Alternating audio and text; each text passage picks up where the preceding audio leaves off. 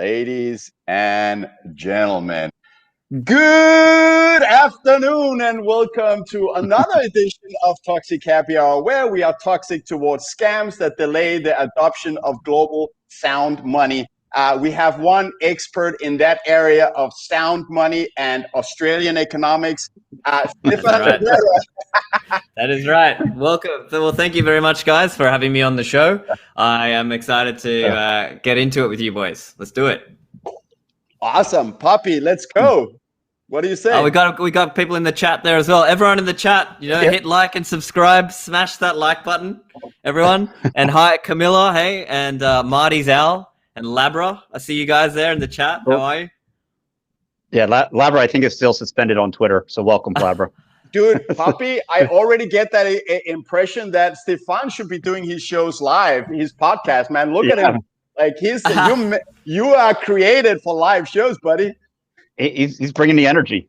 That's it, man. That's it. No, I mean, look, I did some live. I mean, I mix it up, right? Obviously, as you guys know, I'm more of a pre-record guy because I try to make it's very tight material that it's like 1 hour of like really, good shit. It's a mix, right? Because you just, the live stuff is kind of fun and free flowing and kind of just whatever, and it's off the wall. And then like the pre-record really is like a condensed kind of really high signal sort of style. And I think you can do well with both, right? I've just been busy with, recently I've been working a lot on the whole Sailor Academy stuff, right? So I've been working on the course stuff for that and writing exam questions and topic questions and little things like that. And then prepping for episodes and all sorts of stuff. So, there's Daniel Prince there in the chat. Hey, man, how are you? And who else? MG Smith. Yeah, I know the score with the Rona scam. Corona, yes, it's a real virus, but the government response is the scam. We are losing our rights to these absolute scammers in the government who just keep pumping the fear, and they just pump the panic every 30 seconds. They say, oh, look, it's a new variant. Oh, no. Oh, you're not allowed to call it the China virus, but you are allowed to call it the South Africa strain because that's not racist, right? Yeah. So it's like, why one? Now, it's one thing to say everything, it's all racist, but why one but not the other, right? That's the real, that's where you got to, and here's the other thing as well. Like, we can call these scammers out on their inconsistency, but it doesn't matter because they don't care. It doesn't matter that they are inconsistent. They have no principles. They just do whatever gives them more power and more prestige and more money. That's all that matters to them. They don't care about you or me or us. So ultimately, people just need to take their power back. And I see this, like, if you have any ability at all to enforce social cost, reputational cost on anyone who pushed this lockdown, we should do it. Anyone who supported lockdown is a scammer. They are a criminal in my mind, right? Like, I just think it's so wrong, all these things that they've done to us. Because they are killing more lives than they're saving. That's to me, it's just it's so obvious. It is so clear to me. But unfortunately, we live in a world where maybe, if I had to estimate, right? Like, I don't know about you guys, but for me here in Australia, if I had to just, finger in the air, estimate, probably 90% of people are kind of going along with it. Maybe, that other 10% really disagree. But then out of that 10%, it's like, only the 1% of them who actually say anything about it. Because most people are, yes, I've got some vodka here. Marty's Al, Stephan better be drinking. Yeah, I am. And so I would say it's only 1% of people who are actually saying something about this. In terms of what I can sense in Australia out of the people I know and kind of what's going on here. Because most people are scared of losing their job or, the social ramifications where, some of us are we've just had it. Like, I was anti-lockdown from day one, right? But that's just what you do. You couldn't have said it better myself, man, because the entire thing is a scam. And the scam part about COVID itself isn't that it doesn't exist. I'm just saying the mortality rate is ridiculously low. And on the CDC's website, CDC's own site, anyone under the age of 60, COVID deaths fell between electrocution or by struck by lightning and choking on something. That's where the death rate falls. Yeah, it is absolutely. It's right. If you look And at Ionitis, he did a study. Yeah. I think he estimated something in the 0.25% range as the IFR, infection fatality rate. So we are talking something in the range of 2 to 3 times a flu, right? Society has done something that's like 100 times or even 1,000 times what we would do for the flu. Like, it's just ridiculous. It is way out of proportion. So Big Sean Harris, Stephan, what's the reaction down there when you say something anti-lockdown? Yeah, like I had a lot of people fighting me and basically saying all kinds of wrong things and, attacking my character and all sorts of things. Obviously the typical grandma killer tropes, right? When really they are the grandma killers, So I just strongly disagree. I could not disagree more with all these absolute overreactions that the government is doing. But I mean, that's. How many healthy people have they killed with this? How many people that have lost their jobs, become depressed between suicide, substance abuse, domestic violence? How many jobs destroyed? And I told a friend of mine, because of course this is fantastic for big business. You shut down all the small businesses. Everyone's got to go to the corporations. And I was telling him, like, arguably the biggest company that made gains out of this is Amazon, because everyone's delivering.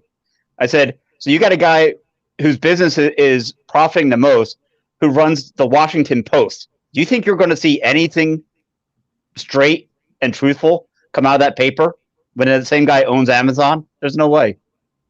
Yeah. And it's so wrong, because it's like all these people don't understand that there are people out there who have non-government jobs and they need to work to earn money. They have a business, and you can't just hibernate, right? Like the idiots in the government here in Australia, when they started all this, they were like, oh, look, see what we're going to do, guys, is we're going to hibernate the economy. We're just going to like that is even a thing. That is not even a thing. You can't just hibernate, right? Businesses, they found their place in the economy, and they work by, buying and selling things and producing things. You can't just like hibernate them. Like, that's just not how this works. I wanna take this in or build on what you're saying here, because the way I'm looking at this, and this actually takes us directly to Austrian economics and the contra versus Keynesian, because what I've been saying for a long time now is that Keynesian economic way of thinking, which let's give the power to the government to nanny us. Let's make sure that they control the money supply. When we need help and stimulation, they stimulate. That whole way of thinking has just crept through society more and more, where because people are buying into this, they're like, oh, we have a problem. Let's leave it to the government. The government is meant to take care of us. Austrian economics is the individual focuses on what is good for them and their family and their loved ones, and it produces a much better and richer society. Am I wrong, or am I? Yeah, you're right, man. Right? You're right. What we need is giving people their rights. We need to consistently respect their rights. And that means let them make their own decision, their own risk choices, right? Because it's not saying that, oh, you should do nothing about Corona. It's saying let every individual and each family make that decision for themselves. Because for some people, they already are low risk against Corona. And there's not a big deal if they go out and go to businesses or go to bars or whatever they normally do, because they're young. It's like low risk. You would rather have them get it than have the old people get it. So you want, and I mean, this is not just me. Like, I'm not pretending like I'm some virus expert. This is like Sunetra Gupta, right? Like one of the world leading experts on this thing. She was literally saying, hey, you know what? It might actually be better to let the young people get this because their risk against COVID is way lower. Yep. In many cases, I had friends, one of my high school friends, he was like, oh man, we're not going out that much because, I'm worried for my kid. I'm like, bro, do you not realize your kid, your child is more likely to die of the flu than they are of COVID? That is like statistically, factually true. I'm not lying. It's not like some Alex Jones conspiracy bullshit. That's the reality. I mean, bring you back to what you were saying, Anders, right? The thing with Keynesians is that they have a wrong model of how economics works. So they think in terms of aggregates. They think, what we need is just more aggregate demand, and see there's this business cycle and it's animal spirits, and see we the government can stimulate or back off the pedal to try to smooth out the business cycle, when they don't understand that they are the reason for the business cycle. They cause the business cycle. They are the business cycle. We would not have this kind of crazy up and down, boom and bust bubble world, right? We might have natural disasters occur, or we might have some kind of, natural event where lots of people don't, want to buy some kind of thing anymore. And maybe that goes down as an industry and some other industry comes up, whatever, right? But ultimately, the point is that the Keynesians basically commit a fallacy of composition, right? They understand, they see it like, oh, look, these businesses are going under, we need to save the economy or whatever. But the reality is they don't remember that those businesses, the productive resources that they have would go to some other industry, to some other business, and then they would be productive there. So ultimately, we are just living in this massive scam, and the only way is to stack sats and just continue like building your own freedom and you've got to get out there for people you love, like your family and your good friends. Teach them, you got to orange pill them, right? Now is the time to orange pill them. Like, we are doing everything we can to orange pill as many people as we can. And ultimately, it's about creating hardened hodlers, right? You want the hodler who's going to fight, who's going to actually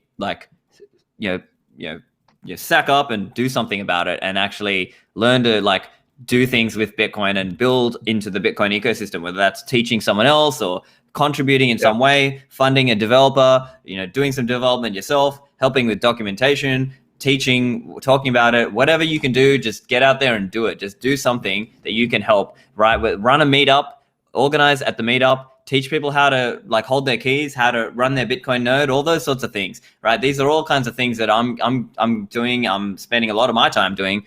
I see this as my job nowadays. Yeah, we decided to start a little podcast. That's our contribution. It's not much. Well, there you go. You got to start somewhere. You got to start with something. Yeah, and just, we have fun, man. And then, you just got to adapt, right? Like whatever works, then double down into that, And so for me, it was, Austrian economics and Bitcoin, but delivered in a very concise and technical and kind of getting experts and delivering it in that way. But hey, that's not the only way that it can work. There's lots of ways things can happen, right? You can write, you can make videos, you can teach people. There's all sorts of stuff you can do. It's funny. I heard you say on another show, you were talking about, I think you started podcasting, I think it was in August 2018, roughly. Yeah, around then. July, August 2018. And I remember I asked you, what made you want to do it? And you said, well, there just wasn't any good content. And you said, I'll do it myself. And that took us back. We were just talking to Guy Swan yesterday, because I was asking him, well, what made you want to do audiobooks like this? And because there was nothing out there. There was nothing out there. So I decided to do it myself. And that's the best part of this community, man, is everyone finds their little niche and says, you know what, this is the part within Bitcoin, because there's infinite ways you can contribute, and people find their little niche in there and go for it. I love that. 100%, man. Like, for me, it is open source. Open source is scratch your own itch, right? At the time that I started my show, there just weren't that many high quality Bitcoin shows out there. It just wasn't a thing. Like, people, it was just shitcoin shilling here and there, people pumping their bags, people pumping blockchain technology, and oh my God, look at the use cases for putting fucking bananas on the blockchain or some bullshit. And ultimately, it frustrated me so much. I thought, no, it's time to make something that, it was a combo of things. It was like, if I was new to this space, what kind of show would I want to listen to? And some combo of, for me, even as a hodler myself, what do I want to learn about? What do I want to hear? And then over time, the listeners of my show kind of learned a lot along with me, and now they kind of just learn along with me while I'm interviewing all kinds of people in the Bitcoin and Austrian economics world. Yeah, I want to take this opportunity to raise my glass and give a toast to Livera for his amazing energy and the viewpoints that we love so much. Exactly. And a cheers to the chat, our dear viewers, and our amazing chat, the best in the space. They're hilarious. We throw their stuff on the screen without censorship. More. Yeah, that's Cheers. right. Thank you. Cheers, guys. Cheers, boys. Ryan Fan. Yeah, thanks, man. Yeah, look, I think it's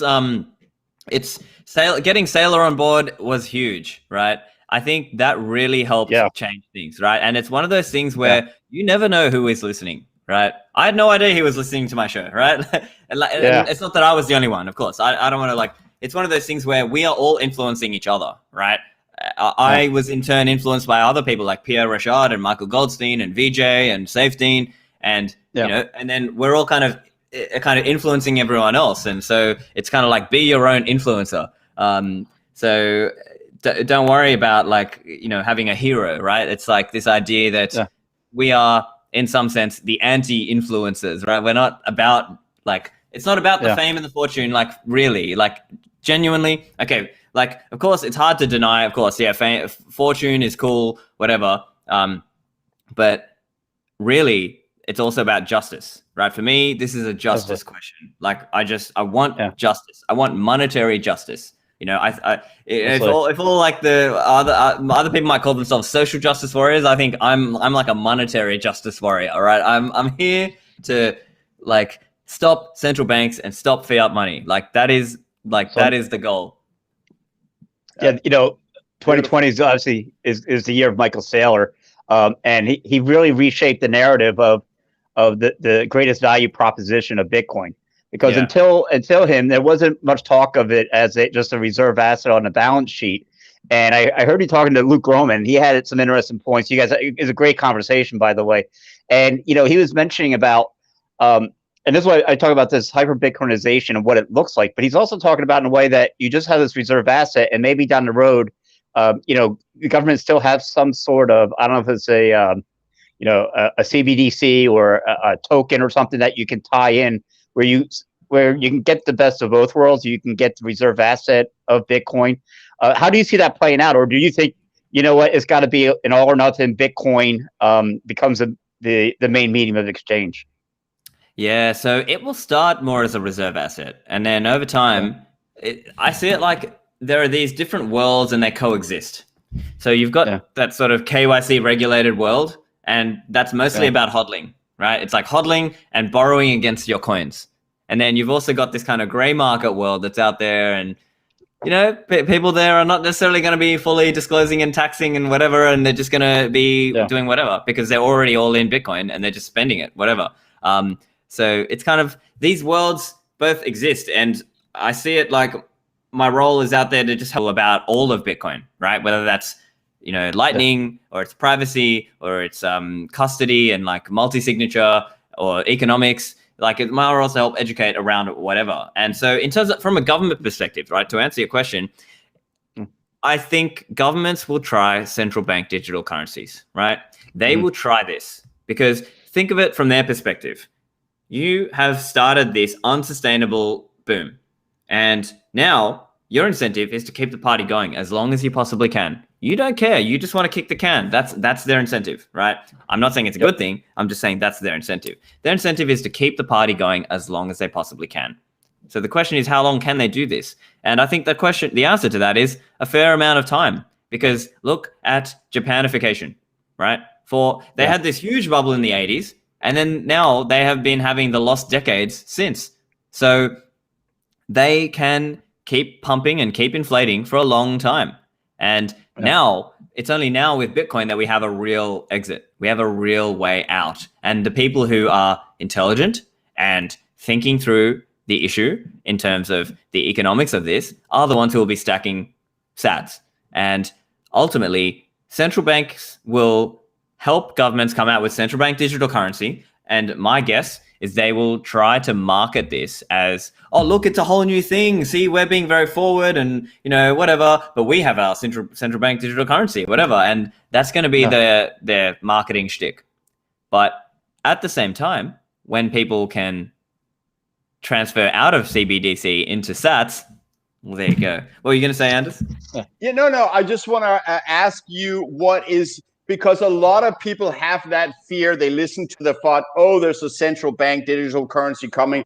That could be a threat to Bitcoin. Ooh, No, I think we all, the three of us and most of our viewers agree that there's no threat there. But why don't you tell us why you think central bank digital shitcoins won't succeed?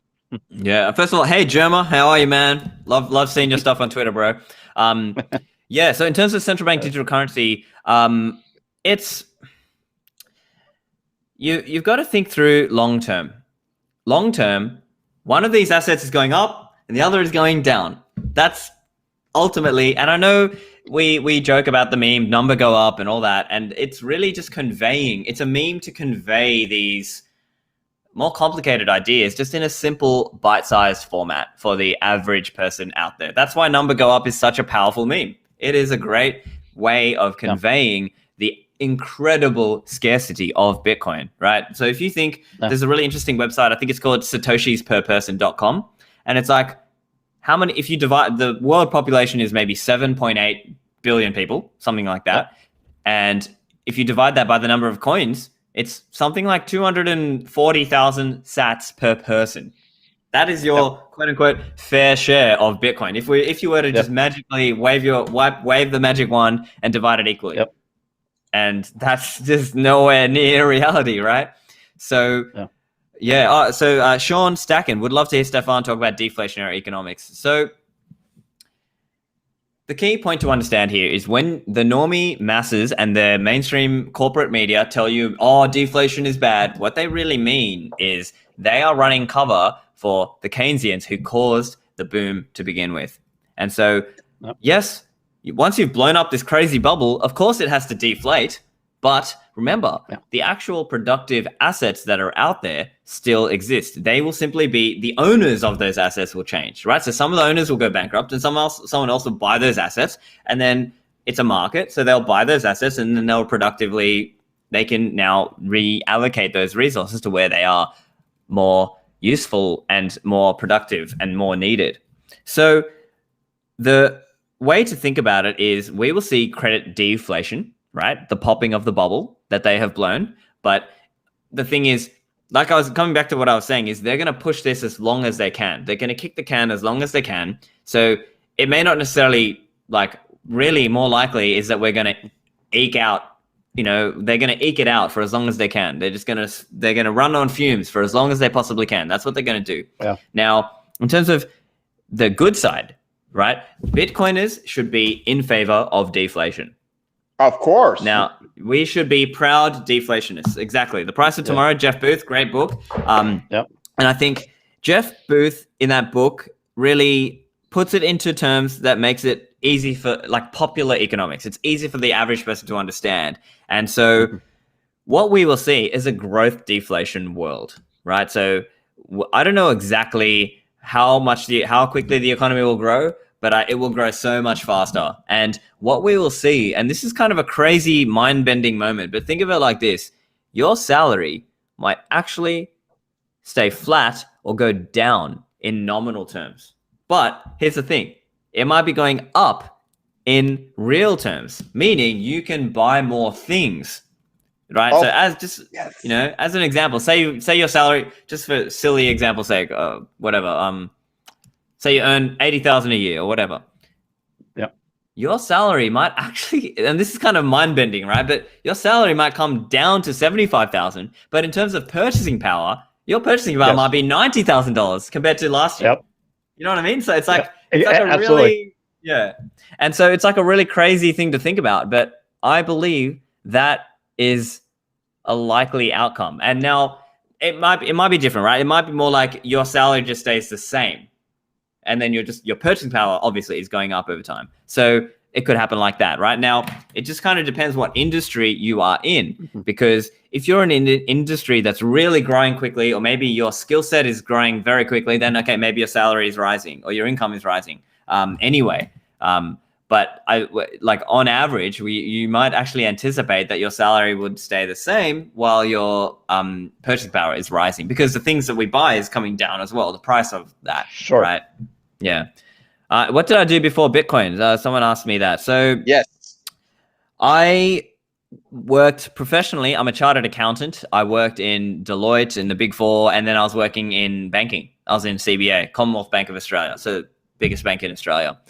I was working there. Then I was at Macquarie. But yeah, I mean, basically at the time when I first got into Bitcoin, I was at Deloitte. So I had privately been interested in Austrian economics. I was always a bit more of a tech savvy guy. I wasn't necessarily like, I'm not a programmer. I'm not a developer, I'm not a computer scientist, but I was just tech savvy enough to sort of follow the space. And so got into Bitcoin, mainly from the libertarian angle, obviously. And then just was following the space really closely. And so then that was where and because I'd networked in the space as well a little bit back then. And then nowadays, obviously, like my network within the space is pretty strong, obviously. But yeah, so it was just, I had some predisposition because obviously I was anti-central banking. So yeah. So do you keep in touch with a lot of your former coworkers and friends that were not of the same ilk as you, and just some of them dance on? Yeah, dance. Do they have they come around yet? I mean, some of them have, but it's funny because it's like sometimes it's not the people you would expect, right? And so sometimes some of them kind of followed me into it and were like, yeah, man, let's get into Bitcoin, let's do it. And then other ones, I kind of expected them to follow me into it and they didn't. So it's a weird thing. But nowadays, it depends. Some of them I don't hang out with as often just because I don't work in those companies anymore. But I think it's funny because there's that really like I told you so moment, right? It's just like that real kind of, and some of them and some of them, the really humble ones will come back and sort of say, yeah, you know what, you're right, man. Like I should have listened to you in 2013 or whatever. But a lot of them are just, they're stuck in their ways. They're stuck in their ways because they have some fear of the unknown, or they have some kind of FOMO that they missed out. So they feel like I'm going to go buy some shitcoin XRP or whatever. So it's just, it's a shame because there are some friends who you really wish they followed you into the Bitcoin, you know? And then there are others where you manage to get them in, right? And it's a great feeling when you can orange pill your family or your friends. It's so good because then you feel like you've got someone who's along with you for the ride, you know? And that's really cool, right? There's a guy. Because, go ahead. Okay. You go, mate. It's all right. You can all go. Right, I'll go. No, but there's a guy, you know, a lot of, where to start, I'm used to the call. I swing by the pub on the way home, have a beer, and I literally had no one to talk Bitcoin with. And we had met Anders, and like for 2 years, we would just call and just talk Bitcoin for an hour or two each day. But there's a guy at the pub there, but he always heard me talking Bitcoin. He was asking about it. And I remember it was literally, I think this last March, and it was, I think it was at $5,000, and I'm telling him about this. And his eyes start to glaze over when I'm telling him, not your keys, not your coin. So he actually went to Grayscale, all right, and, he did the GBTC thing, and he had done it. He didn't really tell me about it, and then we were pumping up. I think it was to 9,000, and at 9,000, he came in and he goes, "Yeah, just I bought some." I said, "Oh, it's doing good, isn't it?" And he goes, "Well, yeah, I sold it. I mean, I almost doubled my money there." Well, I know this is great, man. Good too. And I told him back then. I said, "Look, man, by the end of 2021, you're talking six figures here, at least $100,000." And this guy, and he goes, "There's no way." And I said, "Trust me." So he bought back in. I think he bought back in at 11,000. Okay, and he doesn't care if he's playing the premiums. But it was December. It was December, and that thing when it pumped up to over 30, he's like, "Son of a bitch, you're right. I said, "I know I'm right, man. I know I'm right. Just hold on to it. Don't fucking sell it, man. Hold on to it." So a guy's not even a friend. He's a friend. He's not family, but it's the people that right? Yeah. Once they get that taste of number go up, he's going to be around for a while. Yeah. Number go up is often what people get curious, right? And then they might buy a little bit, and then after they see the number go up, that's when they do the deep dive, right? That's when they really like, okay, what do I learn? Okay, learn this, listen to that. Yeah. Okay, yeah. Now the thing, and I've written an article about this as well. Not being bullish enough on Bitcoin is an error. It is a big error because you will sell too soon. Because in the normie investing world, getting a 5x or even a 10 bagger, as they would say, is a huge deal. It is a huge deal. They will like go and call up their friends and be like, oh yeah, that time I made a 10 bagger. Well, mate, with Bitcoin, we got like a 1,000 or a 10,000 bagger to come. It's just like a massive. So people just don't understand this, and that is so hard to So, Stephan, that takes me to the question of you're talking about what's the potential from here. What do you see as the end target, the today dollars, US dollars, end purchasing power? Because we all know that the dollar is going to hyperinflate and we're going to end up in infinity. But today's dollars purchasing power, what's your idea for Bitcoin? How bearish are you? How bullish are you? That's a hard question, man. Like I've said before, like I think a conservative low end estimate is we're talking like $10 million in USD terms per one Bitcoin. And that's like low end. That's like very, very, I would say that's actually a very low end estimate. I think we could go a lot higher. We honestly could. We really could go so much higher than $10 million per coin in today's purchasing power. It's just like, the thing is, we just don't have an easy way to convey that. We just don't have an easy way to explain this, because it's kind of like, I love the way Matt frames it as well. Like I've been talking about this idea as well of growth deflation. I mean, how many years I've been talking about growth deflation? It's just going to keep growing. So even post hyper Bitcoinization, every year, if you just hodl, your purchasing power is rising, like at least 5% per year. So it's like, I think at the end of the day, it's just, I don't really have an easy way to convey that. Like what exactly? It's 50 years now. 50 years we've got going off the gold standard. So we're a whole generation that we're swimming in this sea of fiat. This is what's normal to us.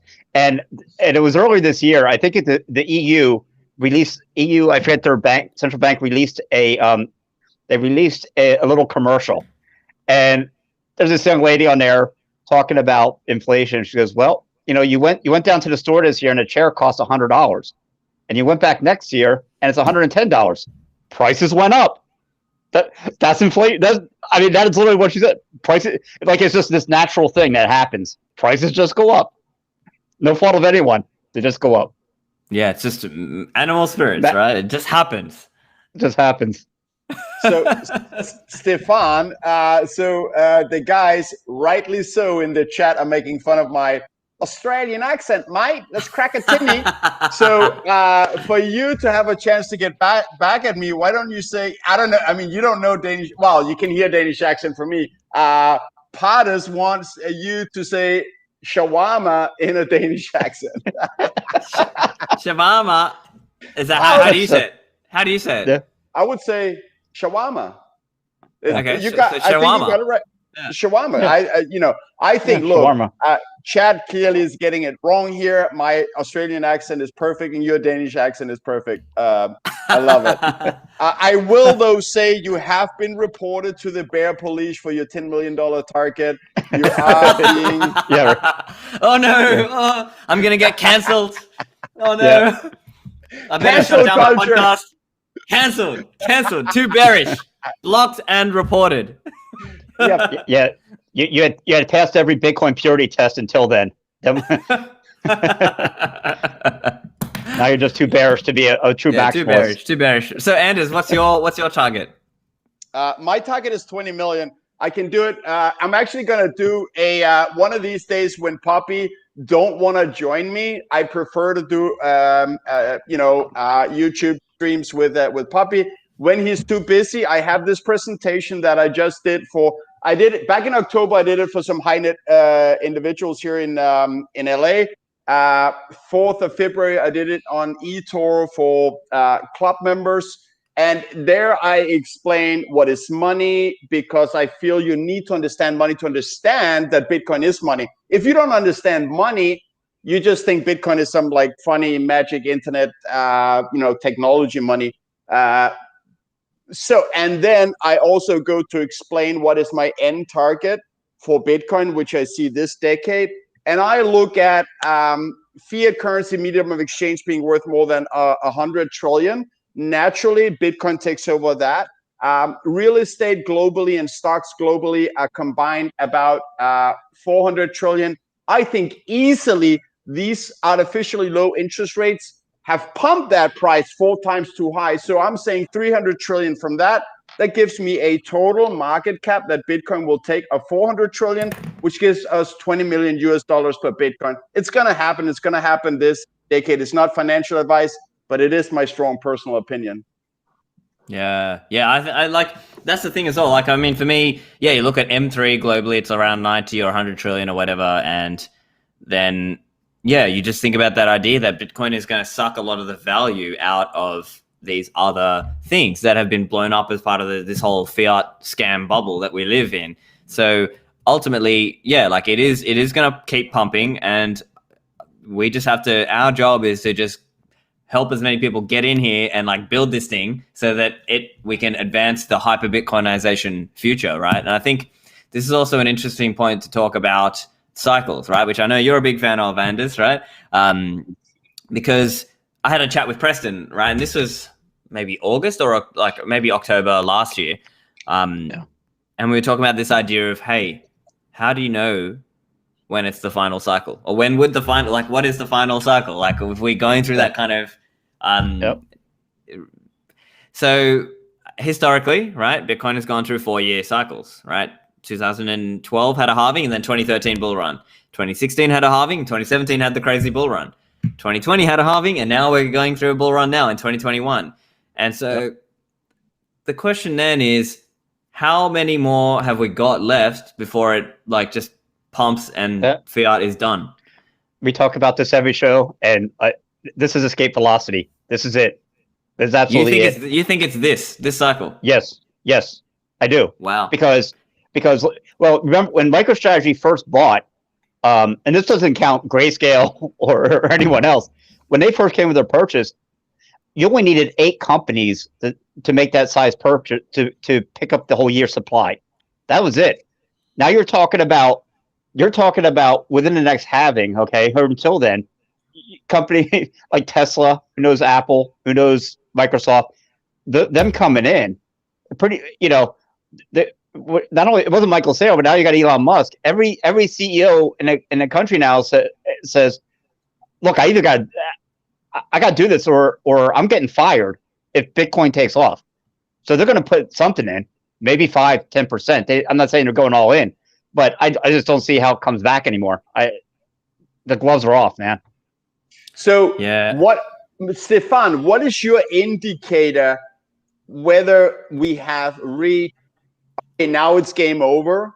What is your indicator? Because I kind of came to a new one a few days ago, and I'm really curious to hear what an Australian economics expert like yourself. Look, man, I don't think I have any special insight. I'll be honest, right? I don't think I have a special insight into this. What if I had to guess though? I'm taking it more like 2029, or 2025 maybe, and more like when Bitcoin price pumps through 10 million and like you just see the chart just kind of go vertical like that. That's basically it. That's hyper Bitcoinization, and that's done. The reason though I don't think we are in the final cycle right now is things can look really rosy right now. And it might look like, okay, Elon and Tesla are going crazy, and maybe in another 3 to 5 months or whatever, all these other corporates come in, right? Because obviously they've just started their clock, right? And they need to do the research and the blah, blah, blah, and the buying and get the custody and the accounting and the tax and the legal and whatever. But at some point, there won't be enough DCA stackers to kind of hold the floor. And so I see it like we need to grow our DCA army. We need to grow the DCA army. And if we don't have enough of a DCA army, we'll kind of reach a point where, and I don't know where this is. It might be 200K, 300K, 400K, even higher. We don't know. And at some point, there just won't be enough DCA army stackers to keep that floor. And then at that point, that's what would kick off the bear cycle. And so I am more inclined to think, of course, I could be wrong, right? I don't know. I don't have a crystal ball, but I think this is not the final cycle. I think I think more likely is next cycle or the 2029 cycle, where we really hit it, because I just don't think we're there yet in terms of global awareness, global understanding, and don't forget, it takes time to build conviction. So corporates can be weak hands too. So some of them will be strong hands, and some of them will be, we lost Pubby. Yeah, but I'm listening. Yeah, we it's lost all good. him. So, yeah, he'll jump in whenever. It's not good, but whenever he's back, look, Stephan, I know you're a busy guy. You haven't seen Toxic Caviar before, but Pubby is known for his exit scams. Like one way or another, right? Yeah. One way or another, we lose Pubby, and you know what? So I went back to see our very first live stream, which was 4.5 months ago. We have like 25 views on it, and I was surprised to see that he actually just disappeared on that. I was like, oh, dude, I didn't even realize this is like it's an ongoing problem with Pubby. But please do carry on, because I enjoy hearing about the cycle. The cycle discussion. Yeah. So for me, I see it like it takes time for everyone to build their conviction. And I think for most people, it takes at least one cycle, if not two. And so if you haven't been through a full cycle, how are you going to be a hardcore hodler when you see the price coming down, when you see and obviously these have been debunked often, but the typical like, tether FUD or environment or equality or whatever reason that they're going to come out with, money laundering and drugs and whatever. Hey, Pubby. So they're going to use whatever reason, right? At some point, this cycle will hit a point, and then you're just going to not have enough DCAers to keep it at that level.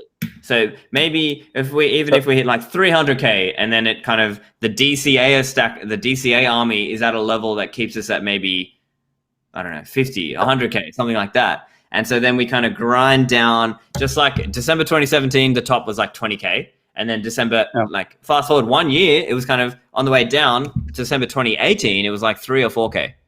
So maybe the equivalent numbers are like, I don't know, 250 down to like 50, and then grind back to like 100. And then in 2025, you see the next orbital jump. And this time, it goes like a mil and then crashes again. Who knows? No. It's gonna go to that after the next halving. In my opinion, that's the end game. Simply because, I believe to Plan B's stock to flow cross asset model. I really do. I think it makes a lot of sense, and I think the criticism that demand is not in the model is absolutely fail. I'll happily to explain why, but I did so recently, so I don't want to do that again. But once Bitcoin reaches $2-3 million, we're talking about it has about 40% of global monetary value. Once you hit that is point of no return, and then it is game over for fiat. But I'll tell you what is my indicator for it being game over. It used to be whether my mother got Bitcoin or not, because she is the last person on earth to buy Bitcoin. Very worried about me and my 100% allocation, 100% plus, because you need to have fiat debt to attack fiat and buy more coin. That's my opinion. It's not financial advice. So here's my take right now, and that is, when the bond market collapses, that's it. That's game over. When people no longer want to hold trillions of dollars of claims on fiat currency, which is what it is. And Preston has been touching on something lately. Look, he did a podcast. The last podcast he put out is on the fact that if you hold Bitcoin, you get around 8% return on Bitcoin. I think it's on Gemini. I don't care. The point here is that risk-free. I mean, it's custodial. That's not risk-free. Yeah. Well, compared to what you have with the other yields that are now under 4%. Right. What, 3.8%. Okay, so I mean, you could say lower risk than the fiat world. It's worth the risk. It's worth the risk. How's that? Yeah. Yeah. I mean, I would never put everything in custodial, but honestly, I do like to have some in custodial because if something happens to my cold storage, which is in another country, luckily I'm from another continent, so it's easier to, you don't want to hold anything really yourself that is worth mentioning because you become a risk, right? But in case something messes up, I think it's not bad to have like 0.1 Bitcoin, on one exchange and another exchange, just to have split it out. And then I want to give a shout out to Marty's Owl that made it to the thumbnail of this show and say, dude, I'm wearing the bird t-shirt. And that is for you, Marty's Owl. So I just want to touch on something Stephan said. Talking about, do we have enough of the DCA army in a way? And I was listening to the Sailor interview today, and man, he's got the patience of a saint when it comes to some of these, when he goes on with the mainstream media, having to weed through their bullshit. Because one was asking, well, well, first he was saying, look, there's a lot of companies that have all this cash on there, and they're going to start listening to him. They're going to start listening to, guess what? The true inflation rate is 20%, and you're on that melting ice cube. Okay, they're going to take that cash that because then they say, oh, it's so volatile. Because, well, listen, it's going to be cash that they're not going to use anyway. Or he talks about the endowments. He talks about using this cash, the cash you're not going to need for 10 years. Okay, in a way, that's, to me, is almost dollar cost averaging in, and you're hodling. This company is going to put the cash that they can afford not to even look at for 10 years. And what gets me is, can you imagine? He goes, imagine telling people, yeah, I have this asset class that returns 200% annually, and you still are afraid to even put 1% in there. It absolutely kills me. But yeah, I think with the corporations come in like that, they'll have enough cash that they realize this is the only place we have left to go. This is it. We need not just retail pleb stackers, we need corporate stackers, and we need everyone to be stacking. And look, Michael Saylor is leading the way. He's like every month or whatever, he's tweeting out, yep, in accordance with our corporate treasury policy, we just purchased some more Bitcoin, and he's leading the way, right? So more people are going to follow him, then that tips me more to that, as I guess to Anders' point around indicators, of, are we in the final cycle? What I would say is, if we see that there's a lot of corporate stackers and they look like they're being really hardened, like hardcore stacker, then potentially we might actually be in the final cycle. I just think it's unlikely that we're at that point yet. So maybe next cycle, maybe 2029, and then that's when it kind of happens again. But there will be challenges along the way. So, there'll be governments who come out and say, yeah, we need to regulate this or we need to do that and whatever. But ultimately, people are just going to go where there's better rules and better treatment. And so governments can't, that acts as a check on them because it's competitive jurisdictions, right? It's jurisdictional competition. That's what we're going to see. So it's not perfect, right? Of course, a lot of things happened over these last 12 months that we would not have foreseen, being locked down and all this bullshit. But ultimately, I'm still very bullish. I just think ultimately they're just not going to be able to stop this thing. You're better off riding the wave than getting crushed by it. It's an absolute numbers game, and that's the thing that people can't get their mind around. Is look, it's simple. It's simple math. It's simple math. Like I said, we are so wedded to this idea of just printing cash, and this is normal. And what it isn't normal. It isn't normal. And that's why I love Stock to Flow coming out with his model. Well, so by the way, he put out it was almost at the low at the time on the retracement scale that he put that out there. Look, man, I'll ride with that guy until it shows otherwise. But so far, all systems go. Yeah. So, are you guys more about Stock to Flow or Stock to Flow X? X. Yeah. Simply because I like the number. Yeah. No, it makes sense. Honestly, look. Yeah. It makes sense, but I gotta say, I think Plan B is bearish, and he has also been reported to the bear police. Blocked and reported. Yeah. and Sean Stacking, I know chats on the screen are slower than usual. I'm even like jumping 10 chats at a time. I miss great chats, but you guys are lit. I They're going hard. Puppy, I'll tell you what, I don't remember that we've had a guest on where the viewer numbers keep growing, like even after 1 hour. This is the first time ever. And I tell you why. Stephan Livera brings not only high level of education, banter, humor, and well, I'm not going to mention the bearish takes because let's ignore that. But the energy, brother, the energy, I love it. Yeah. When Katie was on, she has some pretty good numbers, I would say. I don't know why.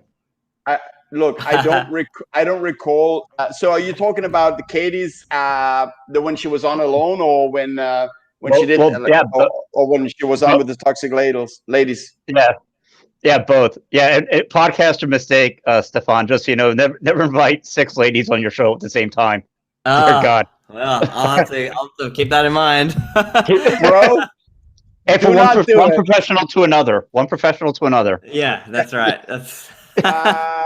So Puppy, being professional, first of all, for sure we're not professional. Secondly, if you look at the definition, it means that money's got to be involved. And we have a problem because Guinness is yet not sponsoring this show. Stephan, they will. Stephan, I know you know like some of the most important people in the world, obviously, being a renowned Australian economist, educator. And if you know anyone from back, in Ireland, please hook us up with Guinness's marketing director. Oh yeah, I'll tell them straight away. They'll be on the phone to you immediately. I mean, they're probably listeners of my show, So obviously, I can just tell them and be like, hey, oi, any listeners out there? Help out the boys. Oi! Get them a sponsorship. That's Australian. All right, so let me take you. So I went to high school in Australia, in Melbourne, which is of course the great place to live in Australia. I know you live in Sydney. I feel sorry for you, but you gotta do what you gotta do. Well, big competition between Melbourne and Sydney. I think Sydney kind of has taken off now, has a bigger population, so good for you. But I remember when I turned 18 in Melbourne, and the old concept of BYO that I never heard about. BYO means bring your own, and for an Australian, that means bring your own alcohol. Like you don't need to mention alcohol. And we had this specific pizza restaurant that we would go to, and we would all bring a 6-pack of Victorian bitter, have our pizza, and finish that 6-pack. And it was going to be a good night for sure. That was a good start. Yeah. I guess that's an Australian cultural thing. Like we just have the whole BYO party thing. That's just a thing here. I guess I grew up in this, so I didn't even know that was an unusual thing, right? Like we just kind of thought that was a standard thing that people do. But unless it's obviously seen more like, oh no, if you're hosting, you should be catering and blah blah blah, right? I don't know. It's it kind of depends. If it's like a small thing, then yeah, they cater. But if it's more like bigger, then it's just like whatever. Do you like Vegemite though? When I was a kid, I used to have it, but nowadays, like I don't really eat bread, right? So I'm more in the keto carnivore style. Occasionally, I would eat stuff like if I'm at a wedding or whatever. But yeah, generally just eat meat. Try to eat meat only. I think that's a bit better health wise. So. Yeah, I mean, being questioning fiat money, you got to question fiat food as well. So yeah, but I mean, Vegemite is like, it's one of those things where like a lot of it's kind of like it depends how you do it, right? Because some people will go lots of butter on the bread, and that's like the way Australian people will pitch it. They'll be like, oh yeah, like maybe you just haven't done it right. There's like that famous video where Hugh Jackman is teaching. Yeah.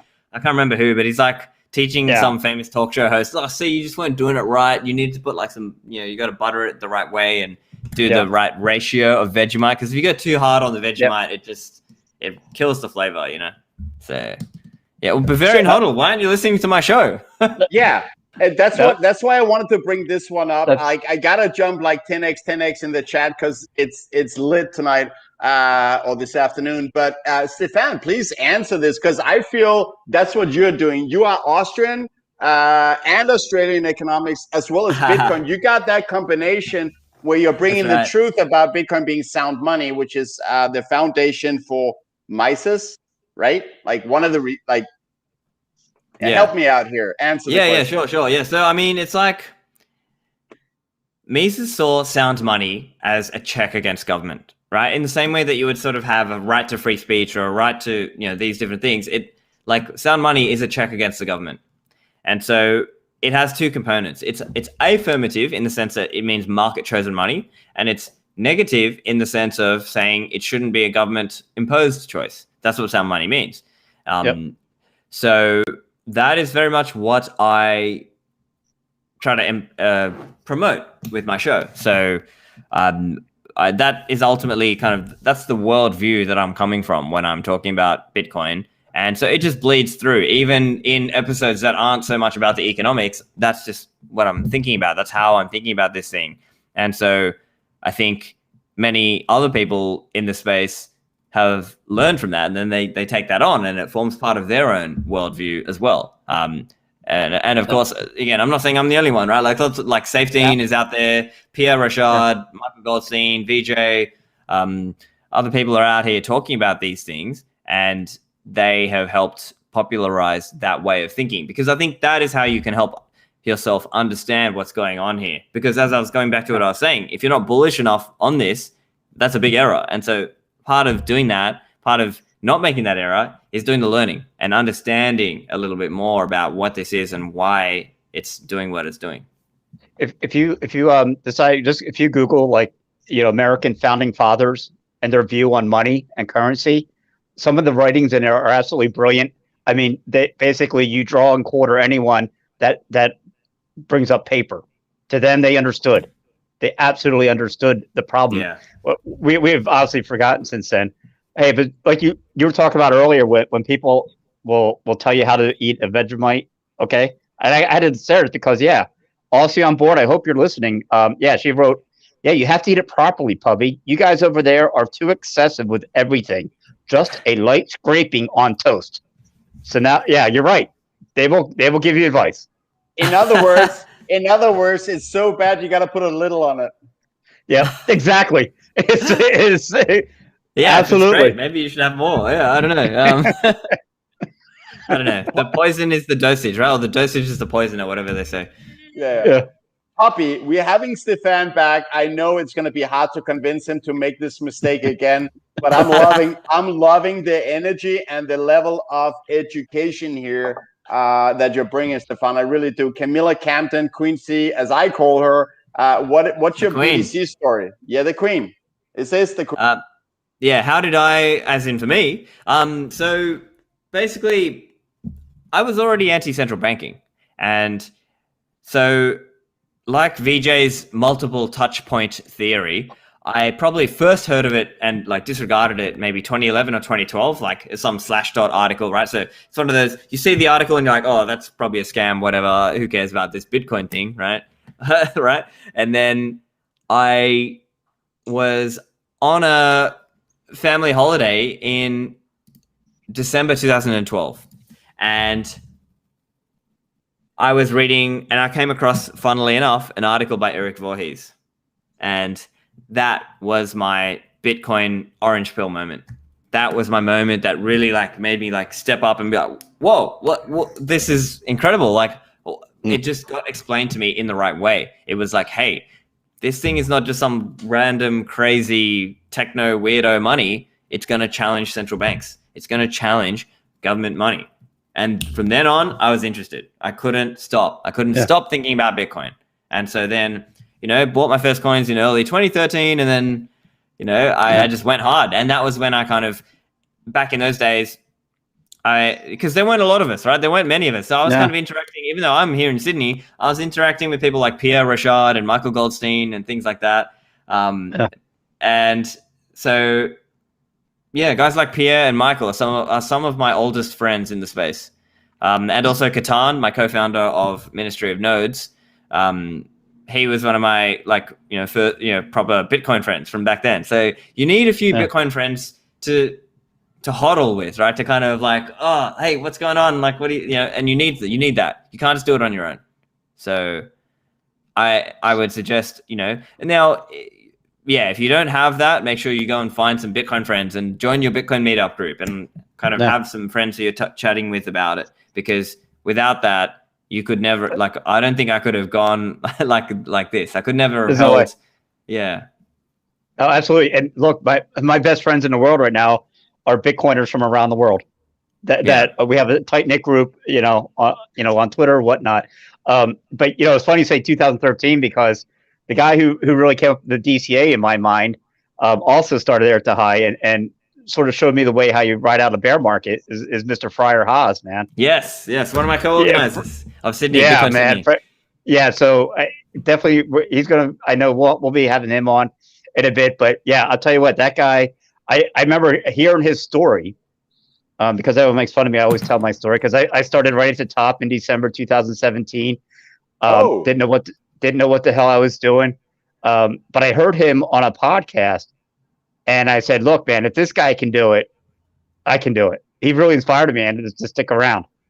Yeah, great dude. Yeah. I mean, he spent a lot of time in the red, unfortunately. Yeah, and so that was really brutal on him, just mentally. It was just really tough, and so it just was really hard for him. So he really pushed the whole DCA message.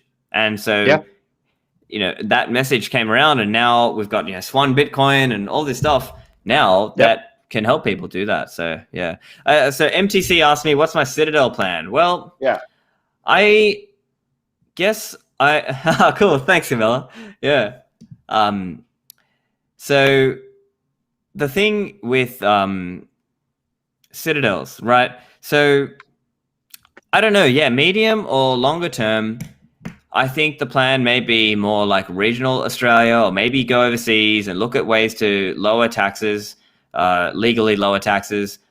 I think these are things we need to explore, and they're just things that we should try to look at because it's actually aligned in some ways with the idea of the sovereign individual, right? It's aligned with that idea of going elsewhere for a better deal and trying to get better in terms of not paying ridiculous amount of taxes to these government scammers, basically. Yeah. So, yeah, I just think we live in this crazy bubble world and we've got to look at ways out. And, Citadels or flag theory or whatever you want to call it, you want to look for ways out. And I think that there are opportunities, right? There's lots of opportunities out there. And I think Bitcoin is giving people those opportunities. So I personally started my judicial arbitrage in 2005 because, all right, let me tell you a little story. So back in January 1999,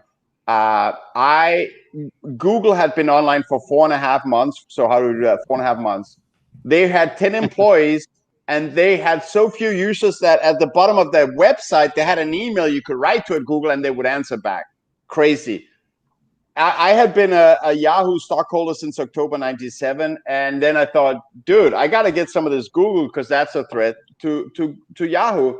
I wrote an email asking if I could purchase, somehow get ownership of Google. I got an email back saying, we just got some funding. So I can't take your money right now, but I'll let you know if there's any future opportunities. That email was from Sergey Brin, co-founder of Google. Awesome.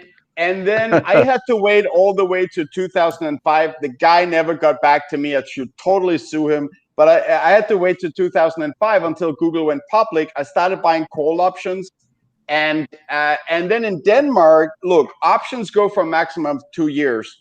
And in Denmark, any asset you hold for less than 2 years, for less than 3 years, you have to pay 60% back then capital gains. Means I take the risk. It's my money, but I got to give 2/3 to you as the government because you're a communist, fascist, a-holes. So I decided to apply for a job in Dubai. I left in 2005 when I had just started buying Google call options, and I went there where there's zero, income tax, zero capital gains tax, zero real estate tax. So that's where I started my judicial arbitrage, and you should do so to avoid slavery of governments that want your money unfairly. Yeah. Yeah, I mean, it's not an easy thing because it's kind of like people have ties. And I think in some ways, government maybe not necessarily exploits you for that. I mean, maybe they kind of do, but it's more like the way things are set up is very much that you are born here, you die here, you kind of, everything is here. And they don't, like, the system isn't really set up for people to do all this stuff like going overseas and getting lower tax and all that, or getting more freedom and things like that. But now these are things I'm starting to explore for myself as well. So the only thing is, obviously right now there's all these travel restrictions and things, but yeah, I think it's worth exploring even for me. I mean, my podcast is a digital business. I can do this online. Why do I need to be sitting here in Sydney paying all these taxes? So here's one not a lot of people talk about. So I sort of kick around. At what point though do countries say, like right now you talk about flag theory, or I'm going to pay $200,000 for a passport here. At what point are you a country and say, you know what, fuck it, you guys get, if you got Bitcoin, you come here for free, you get a free citizenship, bring it here, bring it to my country, spend it here, because that's the next level. Maybe. I think I see it like right now we're seeing this happen to some extent in the digital nomad world. So you're seeing some countries come out and say, oh, hey, whatever, Dubai virtual working program, or Antigua, or some of these other places. So some kind of a similar thing will happen with Bitcoin. They'll try to attract Bitcoin people there because they want them to spend their Bitcoin, and they want them to kind of set up Bitcoin businesses and compete in that way. And that will be a good competitive pressure for all of us as Bitcoin holders, obviously. So I think that will be a trend that we see in the next 5 years or so. Oh, absolutely. Because every other country, the ones that are trying to put, you have India or people that are going to come out and try to regulate it, tax it, everything else. Guess what? There's going to be an open competition for Bitcoin by country. And at that point, depending on technology, most people can work wherever they want in the world. Well, hell, at that point, you don't have to work anymore if you bought Bitcoin already. Stephan, Pubby and I have been babbling along here. Is there some things about Austrian economics that you want to put through to the viewers that we haven't touched upon, like your main passionate points that you feel is important? Let's make sure we cover. Look, man, there's nothing in particular. I mean, it's just kind of just general things. Like you just kind of learn just from listening, and you learn by reading, and it's there's not really any kind of like you must know at this point. I just think it just takes time to sort of soak that in, and you have to. The only way you get that is by doing a lot of reading. So that's kind of, I mean, that's at least for me. But obviously, I try to give that for my listeners in a very condensed way. But yeah, if you really want to learn it and understand it, you kind of have to go to the source and read it for yourself. That's all I would say. Yeah. All right. Yeah, it's funny. We talk. No, I was going to say real quick. Like Anders, we talk about like listen to different podcasts. People, when you come into Bitcoin, it's sort of like once you understand or you get Bitcoin, you're all in on it. It's almost like, well, Austrian economics, I get it. Inherently I get it. Because if you're in here, you've got that innate feeling of what was so wrong with the Keynesian economics, and now you sort of get it, and read it on your own time. Yeah, and I think the way to think of it also is that if you have a better understanding, then you are better with rebutting the Keynesians, or now the MMT people, right? The magic money tree people. That it takes understanding to be able to skillfully critique and knock back these interventionist ideas. Right. Okay. Oh, go ahead, Pubby. Go ahead. You follow up question. There you go. No, I was just going to say it gets harder and harder to do. You come up. I always go back to the Satoshi Nakamoto quote. Look, I don't have the time to explain it to you.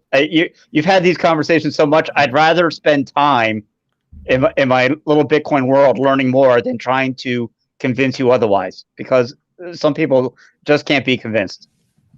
Right. I think it's more just like people get convinced and get motivated by seeing good content. Whether that's podcasts or reading books or articles. And in order to make that good stuff, that's where you kind of need a good understanding so that you can skillfully critique it one time so that other people can use that when they're out there discussing with people or whatever. But at the end of the day, if you can help somebody, like if you can change their mind, and usually it's like someone who you're close with, like family or friend, you can maybe change their mind because they'll at least hear you out. And so those are the people who you can try to get to. If it's like a straight, like, whatever person who you've tried to help and they're just not getting it, well then, of course, have fun staying poor. That's your problem, whatever. Yeah. That's what I was going to say was I could be convincing someone, but I'll get a tweet and someone says, listen, we're stuck at have fun. We need the S. We need the S. Get in there. You gotta help tell people to have fun staying poor before they get it. Stephan, what is your take on the kind of economics teaching that we see in schools? I had my first economic lessons in Australia, in Melbourne, and I wasn't impressed with the Keynesian kind of indoctrination that I was opposing. What's your take on that? Yeah, so it's horrible. Like, we just get taught all this Keynesian stuff. Never once did they mention Mises or Hayek or any of these people. So it just took a lot of learning and practice and reading to counter that. So it just took time and work. And I was doing this on the side, right? It was just for fun on the side. I understand that for most people, they don't care. They're not going to spend the time to do the learning. So what can you do, right? But now with Bitcoin, you can at least profit out of it, right? For understanding it, you made a profit. So that's about as much incentive as you can give people. So out of books, for example, I'll tell you, people have to be prepared, and people make fun here about, I say, you got to plow the fields of your mind to be ready to receive the seed of Bitcoin. And a couple of books, one, The Creature from Jekyll Island, was the first one to open my eyes to the Fed and just how evil it was. Of course, then the writings of Ayn Rand, from Fountainhead and Atlas Shrugged, were the two books that really prepared me for this. As a libertarian, or with yourself, what other books would you recommend for people? From an Austrian perspective or Bitcoin perspective? Or just from your personal perspective of what prepared you for Bitcoin? It could be any of them. Yeah. Well, obviously nowadays it's the Bitcoin standard, right? But in terms of other related books, Murray Rothbard, What Has Government Done to Our Money? Guido Hülsmann, The Ethics of Money Production. Mises, Theory of Money and Credit. Obviously, Human Action. Huerta de Soto's tome, it's Money, Bank Credit, and Economic Cycles. That's like a 700, 800 page book. So that's a big one. Murray Rothbard, Man, Economy, and State. Some heavy hitters, man. Those are kind of the big ones that worth a read. Obviously, The Sovereign Individual, very life changing. What's my favorite meme? Damn. This comes up every show. Chat I love the number go up. Number go up is the best. I mean, it's like, and Bitcoin fixes this as well. Like, I mean, I think I have to take some credit for Bitcoin fixes this. I helped popularize that term. So. Because Matt Odell, when he was on back in, I think it was November, Pubby obviously was too busy traveling the world in his non-public jet. So I had the pleasure of sitting with Matt Odell alone, and he said that Bitcoin fixes this was one of his favorite memes. Like anywhere he would go, like some Reddit, some random something like Middle American. This thing is changing. Why currently the shapes are like whatever, and then someone would just throw in randomly, Bitcoin fixes this. Not related, nice. But Bitcoin fixes this. Yeah, I love it. That's awesome, man. Hey, so what's your story with popularizing that? Damn, it's a hard. So I think the term, like, basically, as I recall, it was like a little bit after BitBlock boom. I wasn't there, unfortunately, but Bitstein was talking about this whole 3-word meme thing. And then I think Pierre said something like, if there's something that Bitcoin doesn't repair or whatever, make it better, then maybe it wasn't a problem. And then I responded to him saying, new meme born, Bitcoin fixes this, right? And that was like at that point, and then it was like a combined effort of like me and him and Safety and Bitstein and other people. And then I think it just became a thing in our world. And now Jimmy Song's podcast is called Bitcoin Fixes This, and other people, joke about it, and it's just a thing. So, but at the same time, it's kind of like Gigi says, it's kind of like we're just like channeling it. It's like, it's kind of, it's part of a hive mind discussion. Just like how Gigi was saying, the Great Reset instead of the Great Reset. Like that's awesome. It's really cool. The Great Reset is that's a good recent one. Yeah. Can I just say, Pubby, I'll give the word right over to you. I just want to say, go ahead. On Toxic Happy Hour, we document and expose Bitcoin history. Today with Stephan Livera. Pubby, over to you. This is Bitcoin history. Like we get to learn what happened back in the OG days of Stephan Livera. Pubby. Hey, look, early 2020, man. I love, printer goes burr. I mean, just absolutely nailed it. And it still nails it as we continue to print. One of the most recent ones is funny. I was telling you about the guy that had bought on Grayscale and all this. And he's really smart. He's also into other stocks and everything. So he was quite familiar with everything going on. And I like to hear your take on this too, with Robinhood and Wall Street Brothers. And he's sitting next to me and he starts laughing. I said, what's going on? He goes, this shit is so funny on Wall Street. Everyone's telling these people to have fun staying poor. And I said, oh, really? I said, do you know where that came from? And he says, well, yeah, I'm just reading it. I said, dude, that is a Bitcoin meme. And in fact, we had Udi Wertheimer, the guy that started on the show. So I said, I know you're buying Bitcoin now, but guess what? All our memes are starting to bleed over into mainstream. Into normie world. Yeah. Bitcoin is going to take over. We're taking over here, right? This is it. We're taking over. Absolutely. So I mean, the Robinhood, like the GameStop people, like, they're going to come into Bitcoin. Like, just give them time.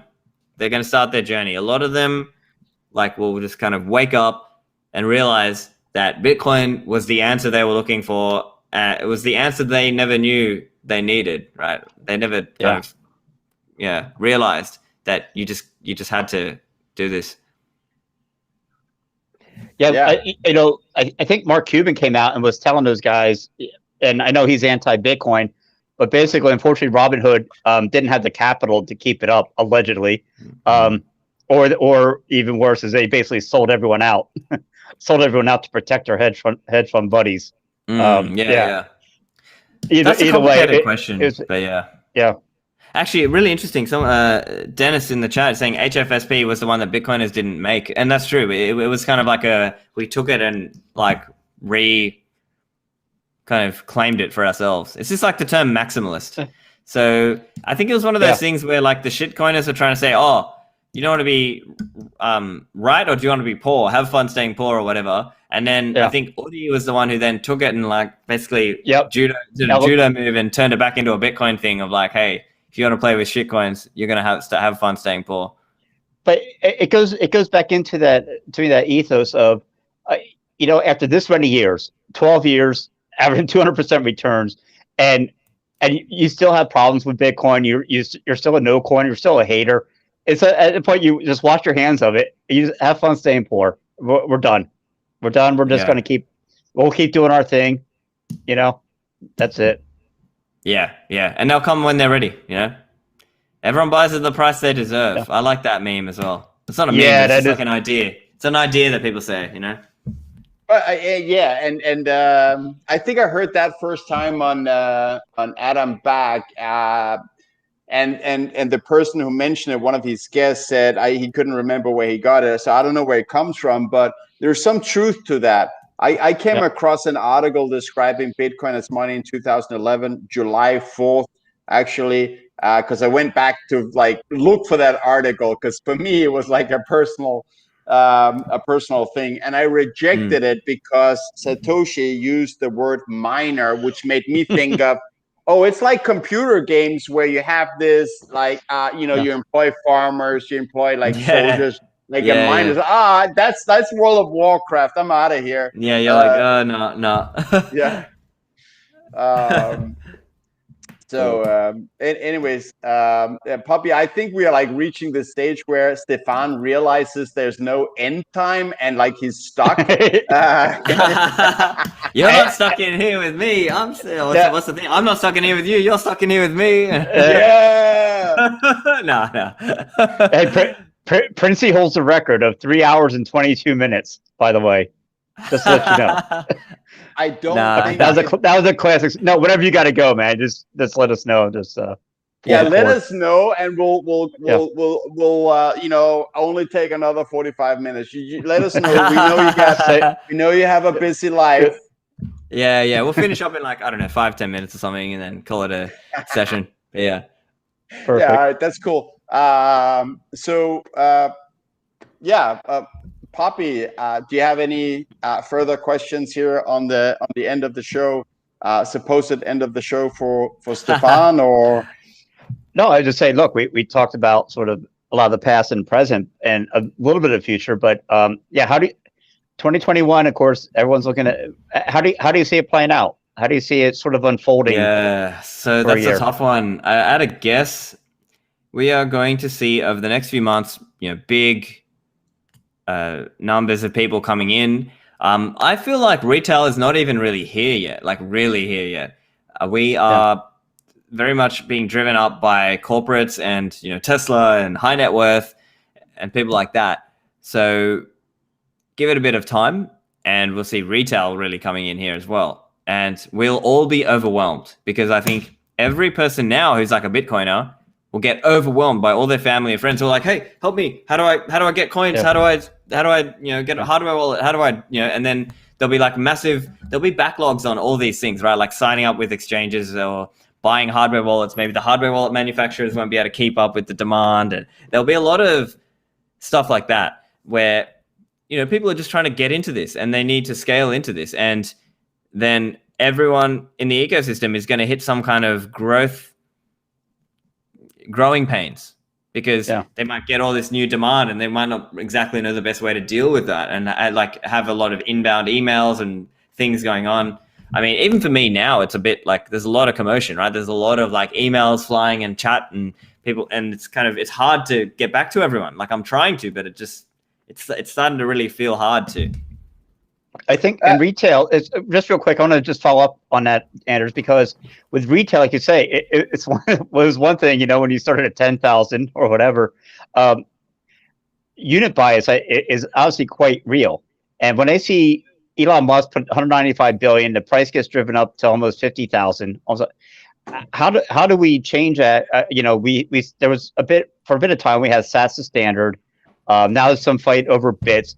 How is there a way to smoothly transition to where people can see you got to be thinking in Satoshis, you got to be thinking smaller right now, and you'll still be fine? Yeah. So look, at the end of the day, people will just learn when they learn, right? And anyone who's intelligent knows to easily just turn it into sats and think about sats and use those calculators. And those calculators will become more prominent and the wallets will get better at showing and flipping and toggling. Most wallets now, all the good ones, they pretty much all have a toggle to sats if you want to. So I'm not that fussed. I think the newbies will just have to learn. They're just going to have to learn. And we're just going to start speaking in terms of sats, right? Like if you're going to buy, if someone's doing like a peer-to-peer trade for Bitcoin to buy some Bitcoin or whatever, they'll say, okay, I'll sell you 1 million sats for this much or whatever. So I just see it happening like that. And it's just about having the infrastructure there in terms of meetups and people who you can ask questions. So if you want to help your friends or if you want more and more people to have options, well, it's good if there's a good meetup scene. So then they can come to the meetup and they can learn instead of just like learning off some normie news. They're going to learn off, solid Bitcoiners. Stefan, have you been to Udi's virtual reality Bitcoin meetup, which is obviously by nature maybe global? once or twice, but then the problem is the time zone ends up being really early, and I'm just kind of yeah. So for me, I haven't been as into the whole VR thing, so I didn't like buy a VR thing and whatever because I'm kind of I don't know. I guess I'm just not as interested by it, and I just don't have the time for it as well because I'm kind of my priorities are elsewhere. Yeah, So, dude, are you coming? look, and Oculus is still 1,000,000 sats, which is just to me like mind-blowingly expensive. It's because I know the meetup will not change my allocation to Bitcoin, which is, above 100%. Over 100. Yeah, and people who say they're all in is 100%. They don't know what all in is because you need to attack the fiat currency at the same time with a little bit of debt. Not financial advice, Stefan. I don't. So, what is your expectations price wise for 2021 or this bull run? You could see a top in 2022. I don't know. What's your expectations? Yeah. I honestly don't know. Like I'm not really like I'm not good at like the whole price prediction stuff. So I mean for me, I am operating on kind of an assumption that we get to like 250K maybe end of the year or like early next year, something like that. That's kind of my assumption. But I don't dare time the market. I don't dare try to sell and buy and whatever. Like I just treat it like you just accumulate, right? Just every pay your bills off and then buy Bitcoin and stack it, and that's what you do. Like that's how I think of it. And we just have to see what happens because I don't really know. I don't have a crystal ball, and I'm not the kind of person to like be on about trading and stuff like that. So for me, it's just hodling. Yeah, I get it. And you are excused. Pubby, I think we kind of have reached the end of how far we could stretch. Stefan, what have we gone for? What, 1.5 hours? So that's it. 1.5 hours. That's fair about enough. 1.5. Yeah. That's it. That's it. But it's fair enough. So let's reach the end. Stefan, let's first take it from you. First of all, Stefan's Twitter is down below on YouTube in the show notes. Lots of other things down there in the show notes. Affiliate links at the very, very end. Oh, first of all, before you plug away your last things, are you coming to Bitcoin 2021 in Miami? Because I heard that's gonna be really lit. I'm really hoping I can make it. The thing is, right now I'm technically not allowed to leave Australia. Right? It's like you have to apply for an exemption. You have to apply for an exemption to leave. I pay these scammers tax money, and I can't even leave the country. Right?